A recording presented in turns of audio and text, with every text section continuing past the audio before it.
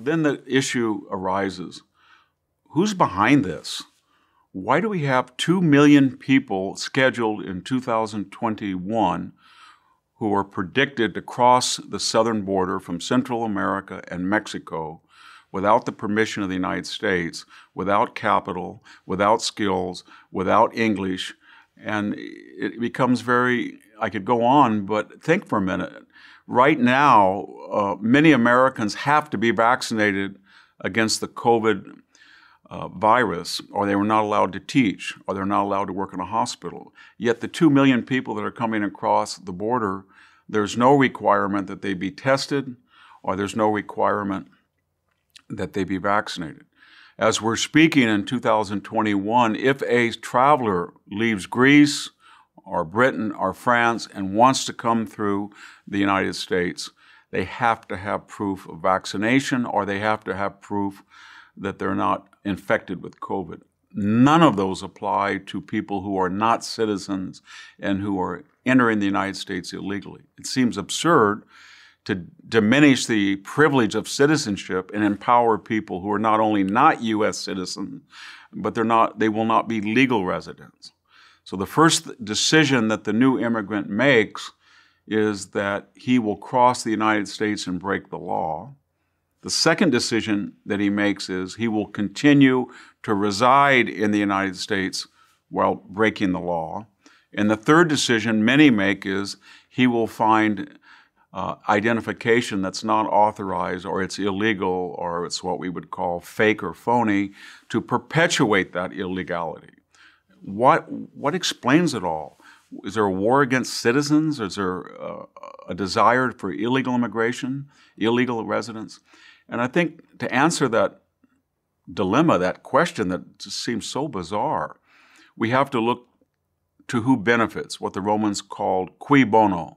To whom is it of a good thing? To whom is it of an advantage for all of these people to come across the southern border illegally? Let's start with the government of Mexico and the governments of Central America. Why would they want young men, mostly? 70% of the people who cross illegally in the last 5 years have been young men. Why would they want to take their most productive, most healthy, strongest age group, cohort, and just send them out? It makes no sense. Especially their own demographies are starting to themselves stabilize. I think one reason is that young men tend to be the most opinionated, they tend to be the most muscular, they tend to be the most volatile. And all of these countries are not constitutional governments, with very few exceptions. And they're not fair and equitable societies. And they do not have a Bill of Rights. And they have endemic discrimination against indigenous people. And so one way of ensuring stability to the government elite in Mexico City, or the government elite in particular capitals of Central America, is to say, you know what? Don't march on Mexico City, march on Texas. It's a safety valve, in other words. But even more importantly is this idea of remittances. It's kind of a fancy word. It means that when you leave your country, you go to the United States, you earn money, and you send money back. At first, it was quite small in the 1960s, 1970s, but when you have 20 million people residing here illegally, and you have probably another 10 million who are legal residents, and you're up to nearly 40 million people of various statuses that were not born in the United States. And I will say that in my state of California, 27% of the population was not born in the United States. Many of them send wages back to their home country. In the case of Mexico, that is a staggering amount of about $35 billion a year. In the case of all of Central America, it's about $30 billion. Think of it, $65 billion leaves the United States, and it becomes the largest source of foreign exchange for the governments south of the border. It gets worse than that in a way, or more ironic, or more deleterious to the American citizen, because to free up that money from impoverished people, that means they have to go work in a meat plant, they work as waiters, they work as cooks, and then they send $200 or $300 a week. But who makes up the difference? Who supplies the subsidies so that can free up that cash? The taxpayer does, the citizen does. And by that I mean they need housing subsidies, they need legal subsidies, they need education subsidies, they need food subsidies. And through that subsidization of the illegal immigrant, money is freed up to enrich people south of the border. I say enrich because their social services are not equitable, fair, or generous. They rely on remittances as a private substitute for what they should be doing publicly by the government. But the illegal entry of millions of people has another deleterious effect, and that is it overtaxes our own social services. So if you have a doctor that treats young children, or you have prenatal care offered to the poor, U.S. citizen poor, all of a sudden you have a wave of people coming in illegally, in aggregate 2 million. So in this zero-sum game of allotment, the U.S. citizen has less care, rarer care, and not as good care simply because the medical system, doctors and nurses, are overwhelmed with people who do not speak English, that have an array of medical problems, and yet cannot afford to pay for their own medical care, and then ironically somehow have money to send back to the tune of $65 billion a year to their home countries. So to answer our question, the governments of Mexico and Central America have a large role to play in illegal immigration that diminishes the sanctity of citizenship for Americans. The second group, though, is us. And this gets more complicated. It's not a political question. If you are a Republican, Chamber of Commerce supporter, corporation, you want workers that will be industrious at the lowest wage possible.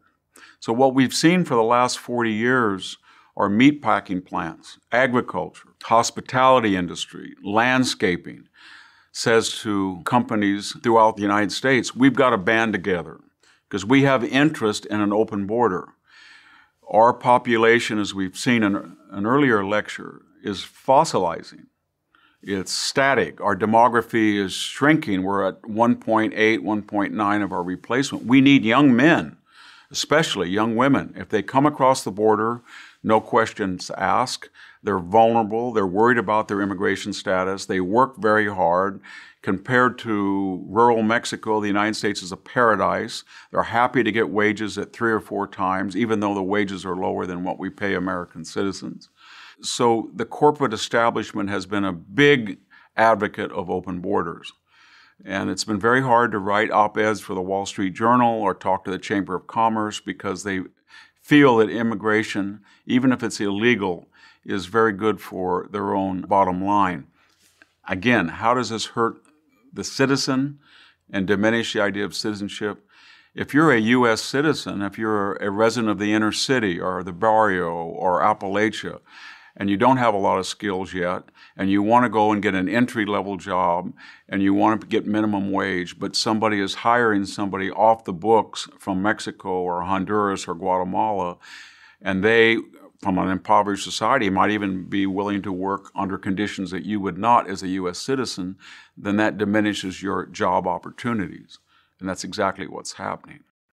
There was a time when California elected Ronald Reagan as governor, and then George McMason, and then Pete Wilson, and then Arnold Schwarzenegger. And it was a diverse political state. We never knew who was going to control the legislature. The congressional delegation was 50-50, not now. In the last 20 years, we've seen California's delegation that's sent to Congress, about 53 congressmen, anywhere from 7 to 10 to 12 are Republican. The influx of people from south of the border under illegal auspices in desperate need of social services and entitlement, and the Democratic Party said, if you come illegally, we will ensure that you will not be subject to the enforcement of immigration laws. We will provide you with entitlements, but we expect in exchange fealty and loyalty and fidelity at the polls. And the children of people who come illegally, who were born here in the United States, very controversial word called an anchor baby, that second generation is of voting age. Some of the voting laws are of suspicious nature, that they're very porous, so people of unknown legal status have voted a lot. And California has flipped from a red state to a blue state. Nevada has flipped from a red state to a blue state. Arizona is in the process of flipping. Colorado has flipped. Texas and Georgia are in the process of flipping. New Mexico has flipped. And so in the eyes of the Democratic Party, illegal immigration has been a godsend in the Electoral College. If we were to go back and look at speeches from Nancy Pelosi, Chuck Schumer, Hillary and Bill Clinton, they're quite astounding. They're worried about the American worker, especially the union worker, and they say on the podium again and again, we've got to stop illegal immigration. It's injurious to the American citizen. It lowers the wages. It destroys unions. Cesar Chavez went down to the border himself to ensure the United Farm Workers could help the Border Patrol stop illegal immigration. That has all ended now. And the Democratic Party flipped and became an advocate of open borders. Why? Because of sheer numbers. It's not 1 or 2 or 3 million people are here illegally. As I said, it's over 20 million.